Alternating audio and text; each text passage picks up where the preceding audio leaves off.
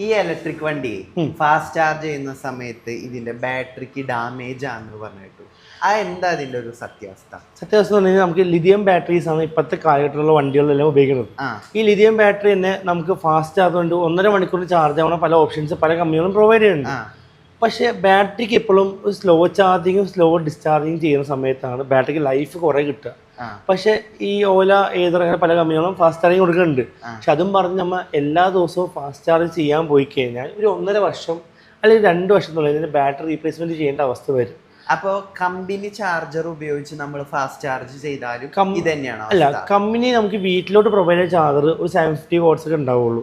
അത് നമുക്കൊരു 4 മണിക്കൂർ സ്ലോ ചാർജിങ് ആണ്, 4 മണിക്കൂറേ ആവുള്ളൂ. പക്ഷെ ഫാസ്റ്റ് ചാർജിങ് ആണെങ്കിൽ പബ്ലിക് ചാർജിങ് പോയിന്റുകളിൽ പെട്ടെന്ന് 1.5 മണിക്കൂർ കൊണ്ടും 2 മണിക്കൂറിന് ഫുൾ ചാർജ് ആകുമ്പോഴാണ് അത് ഫാസ്റ്റ് ചാർജിങ് എന്ന് പറയാം. പക്ഷെ അതൊന്നും ബാറ്ററിയുടെ ഹൈ പവർ ഒരുമിച്ച് കയറണതാണ്.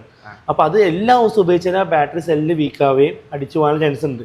ഫോർ എക്സാമ്പിൾ, നീ ഇപ്പോൾ ജിമ്മിൽ പോയിട്ട് നിങ്ങൾക്ക് പുഷപ്പ് എടുക്കാൻ പറ്റുന്നത് ചിലപ്പോൾ ഒരു 6 പുഷപ്പ് ആയിരിക്കാം, അല്ലെങ്കിൽ 10 പുഷപ്പ് ആയിരിക്കാം. പക്ഷേ ഈ 10 പുഷപ്പിൻ്റെ സമയത്ത് നിന്നെ കൊണ്ട് 100 ചെയ്യിപ്പിച്ച് കഴിഞ്ഞാൽ പിറ്റേ ദിവസം കൈ കാലൊക്കെ കുഴഞ്ഞ് കിടക്കില്ലേ? അതെ, അത്രേ ഉള്ളൂ. അതായത് നമുക്ക് ഫാസ്റ്റ് ചാർജിങ് ഉപയോഗിക്കാം, പക്ഷെ സ്ഥിരമാക്കരുത്.